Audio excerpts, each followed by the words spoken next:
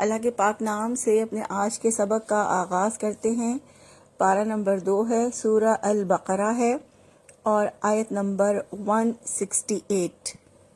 ارشاد باری تعالیٰ ہے، یا ایھا الناس کلوا مما فی الارض حلالا طیبا ولا تتبعوا خطوات الشیطان انہ لکم عدو مبین۔ لفظی ترجمہ ہے، یا ایھا الناس، اے لوگو، کلو تم سب کھاؤ، مما اس سے جو، فی الارض زمین میں، حلالا حلال، طیبا پاکیزہ، ولا تتبعوا اور تم سب پیروی نہ کرو، خطوات الشیطان شیطان کے قدموں کی، انہ بے شک وہ، لکم تمہارا، عدو دشمن ہے، مبین کھلا۔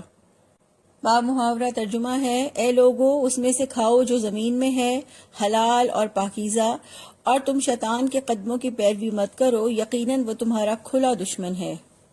اس آیت مبارکہ میں اللہ رب العزت نے یا ایھا الناس کہہ کر تمام انسانیت کو مخاطب کیا ہے، اے لوگو، جس میں مومن اور کافر دونوں شامل ہیں، اور پھر فرمایا کلوا مما فی الارض حلالا طیبا، کھاؤ اس میں سے جو زمین میں ہے، حلال اور پاکیزہ۔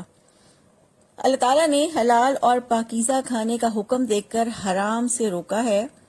اس سے یہ پتہ چلتا ہے کہ ساری کائنات کو روزی دینے والا اللہ تعالیٰ ہے، اور یہ اللہ تعالیٰ کا احسان ہے کہ اس نے زمین کی تمام پاکیزہ چیزوں کو حلال کیا ہے، اور ہر وہ چیز جس پر اللہ تعالیٰ کی طرف سے پابندی ختم ہو جاتی ہے وہ حلال ہے، اور ہر حلال چیز پاک ہوتی ہے۔ حلال اور طیب کے فرق کو ہم دیکھتے ہیں۔ حلال سے مراد وہ سب چیزیں ہیں جنہیں شریعت نے حرام قرار نہیں دیا، مگر کچھ چیزوں کو انسان اپنے عمل سے حرام بنا لیتا ہے، جیسے چوری کی مرغی۔ اب مرغی کو اللہ نے حلال بنایا، لیکن اگر چوری کر کے کھائی جائے تو وہ حرام ہے۔ اسی طرح سود ہے یا ناجائز طریقے سے پیسہ کمانا، یہ سب حلال کو حرام بنانا ہے۔ اسی طرح پاکیزہ سے مراد صاف ستھری چیزیں ہیں جو گندی، سڑی ہوئی، باسی اور بدبو زدہ نہ ہوں۔ گویا حلال سے مراد باطنی پاکیزگی ہے مال کی، اور پاکیزہ سے مراد ظاہری پاکیزگی ہے۔ تو حلال اشیاء نقصان دہ نہیں ہوتی، نہ صحت کے لیے، نہ عقل کے لیے، اور نہ ہی جسم کے لیے۔ حضرت ابو ہریرہ رضی اللہ عنہ سے روایت ہے، رسول اللہ صلی اللہ علیہ وآلہ وسلم نے فرمایا، جو شخص حلال کمائی سے ایک کھجور کے برابر صدقہ کرے، اور اللہ تعالیٰ صرف حلال کمائی کے صدقے کو قبول کرتا ہے، تو اللہ تعالیٰ اسے اپنے داہنے ہاتھ سے قبول کرتا ہے، پھر صدقہ کرنے والے کے فائدے کے لیے اس کو بڑھاتا ہے، بالکل اس طرح جیسے کوئی اپنے جانور کے بچے کو کھلا پلا کر بڑھاتا ہے، یہاں تک کہ اس کا صدقہ پہاڑ کے برابر ہو جاتا ہے۔ اسی طرح ایک اور حدیث میں اللہ کے رسول صلی اللہ علیہ وآلہ وسلم نے فرمایا، وہ گوشت جو حرام مال سے پروان چڑھا ہے وہ جنت میں داخل نہیں ہوگا، اور جو بھی گوشت حرام سے پروان چڑھا اس کے لیے جہنم ہی ہے۔ تو اللہ تعالیٰ نے یہ حکم دیا ہے کہ ہر قسم کے پھل، اناج اور وہ حیوانات جنہیں حلال کیا گیا ہے اسے کھایا جائے، مگر یہ کہ وہ نہ تو غصب شدہ ہوں اور نہ ہی حرام ذریعے سے حاصل کیے گئے ہوں۔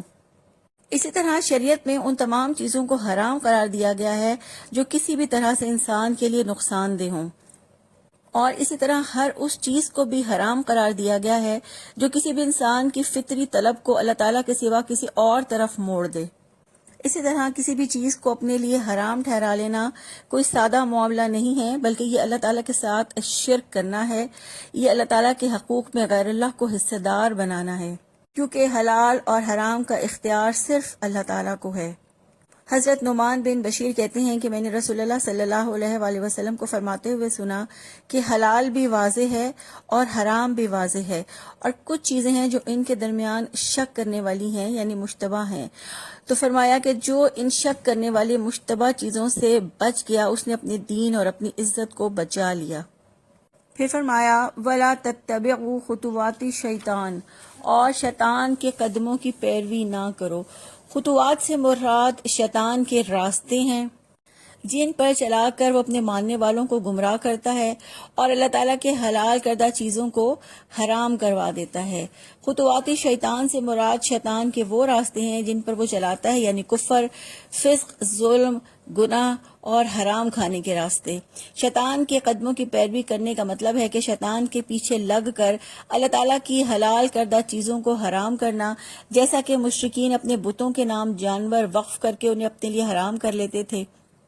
اسی طرح شیطان کے قدموں کی پیروی یہ بھی ہے کہ اللہ تعالیٰ کی حرام کردہ چیزوں کو اپنے لیے حلال ٹھہرا لیا جائے، جیسے یہود نے سود کو اپنے لیے حلال کر لیا تھا۔ آپ صلی اللہ علیہ وآلہ وسلم نے فرمایا، لوگوں پر ایک زمانہ آئے گا کہ انسان اس بات کی پرواہ نہیں کرے گا کہ جو مال اس نے کمایا ہے وہ حلال ہے یا حرام ہے۔ پھر فرمایا، اِنَّهُ لَكُمْ عَدُوٌّ مُبِينٌ، یقیناً وہ تمہارا کھلا دشمن ہے۔ سورہ فاطر کی آیت نمبر 6 میں بھی اللہ تعالیٰ نے یہی فرمایا، یقیناً شیطان تمہارا دشمن ہے تو تم دشمن بنا لو اسے، یقیناً وہ اپنی گروہ کو اس لیے بلاتا ہے تاکہ وہ بھڑکتی ہوئی آگ والوں میں سے ہو جائیں۔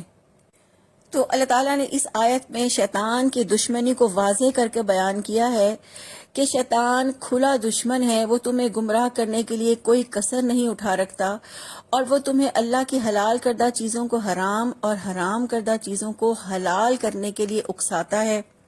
ایک حدیث قدسی میں ہے، میں نے اپنے بندوں کو جو مال دیا وہ ان کے لیے حلال کر دیا، میں نے اپنے بندوں کو توحید پر پیدا کیا، پھر شیطان ان کے پاس آ کر انہیں ان کے دین سے دور ہٹا دیتا ہے اور میری حلال کردہ چیزیں ان پر حرام کر دیتا ہے۔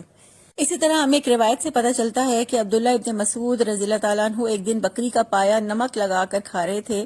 ایک شخص جو آپ کے پاس بیٹھا ہوا تھا وہ ہٹ کر دور جا بیٹھا۔ آپ رضی اللہ تعالیٰ عنہ نے فرمایا، کھاؤ۔ اس نے کہا، میں نہیں کھاؤں گا۔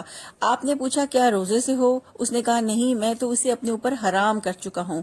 اس پر حضرت عبداللہ ابن مسعود رضی اللہ عنہ نے فرمایا، یہ شیطان کی راہ پر چلنا ہے، تم اپنی قسم کا کفارہ دو، قسم توڑو اور پایا کھا لو۔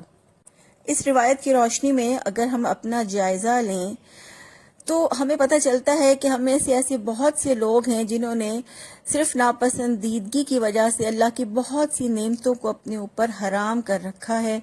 یہ شیطان کے قدموں کی پیروی کرنا ہے، یہ شیطان کے راستے پر چلنا ہے۔